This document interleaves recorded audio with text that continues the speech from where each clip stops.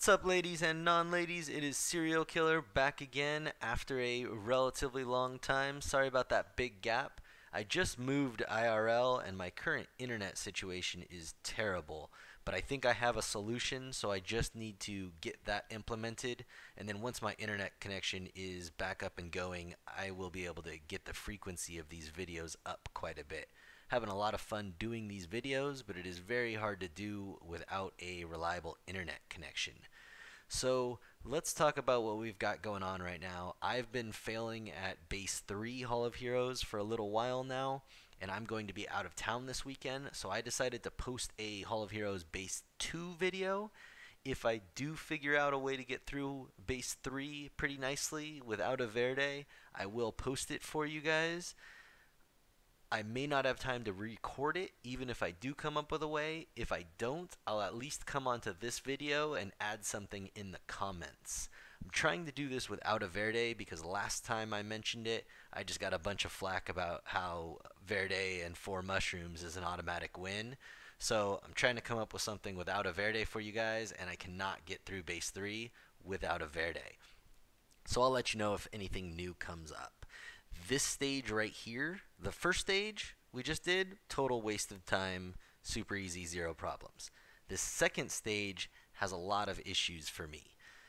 With 3 Mikines, they have a lot of survivability and a lot of revives and a relatively large amount of heals just in general. It takes me a long time to kill anything on base 3, and then the Mikines just revive it when I do.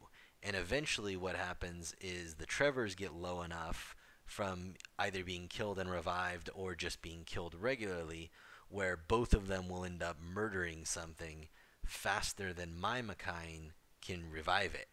So with these 5 monsters right here, I have problems getting through B2 or B3 wave 2.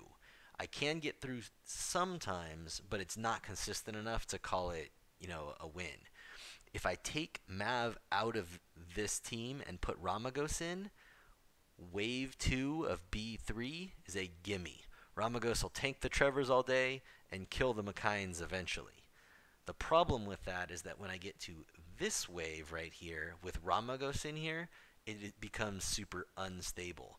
This manaananana takes way too long to kill on wave 3 in base 3, and with a Ramagos in here at basically just dead weight, eventually that manaananana will just murder my team. He hits really hard, and he'll end up killing Bella faster than Mikine can bring him back up.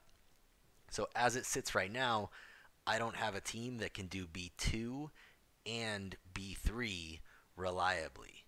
Now this team, or this wave, is not as hard as the other two per se, but can be. My Mikine actually has problems surviving on B3 of this wave.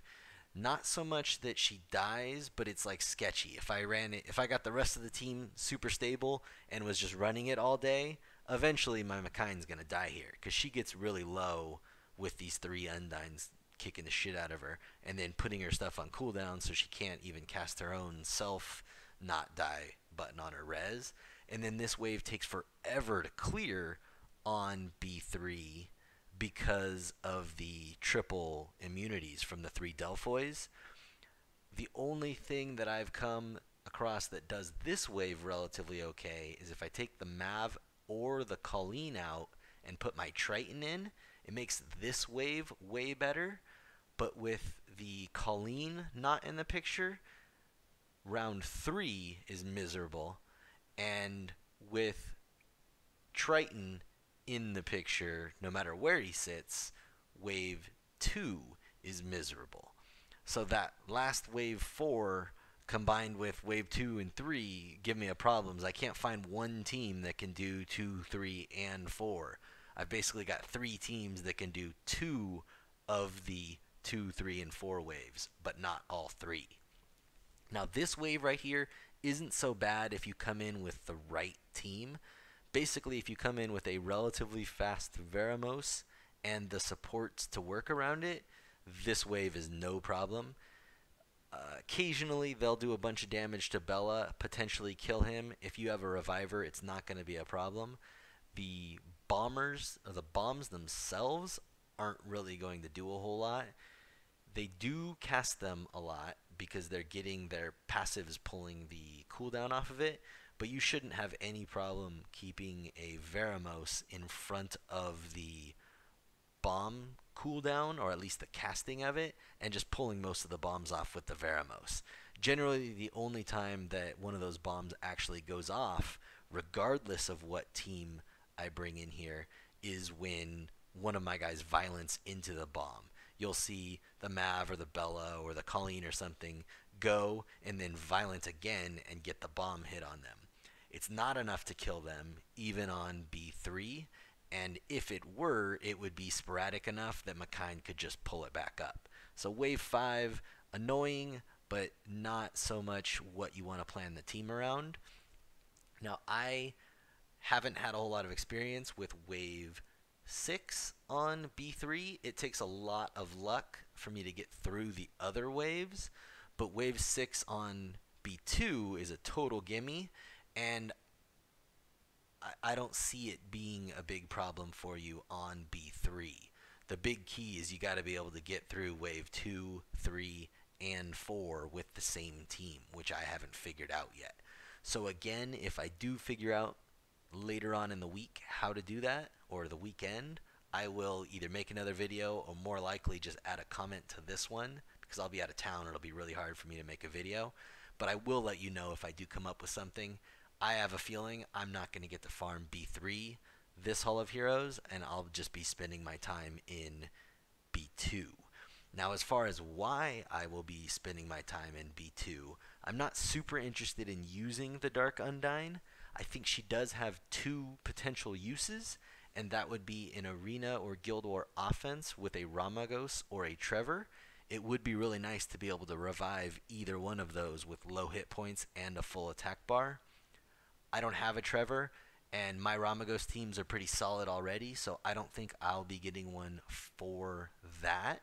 Now, in the background, I'll show you all the runes that I'm using on these monsters. What I will be using the Hall of Heroes for is to get skill ups for the future Delphoi that I don't currently own, and possibly an Atnai. I've been looking at building an Atnai for a while now. If it works out well, she's going to get a bunch of food. If not, I'm just going to save it for the Delphi. Alright guys, thank you very much for watching. Please like, comment, and subscribe. And like I said, the video frequency will increase as soon as I nail my internet IRL. Good luck in the Hall of Heroes, everyone.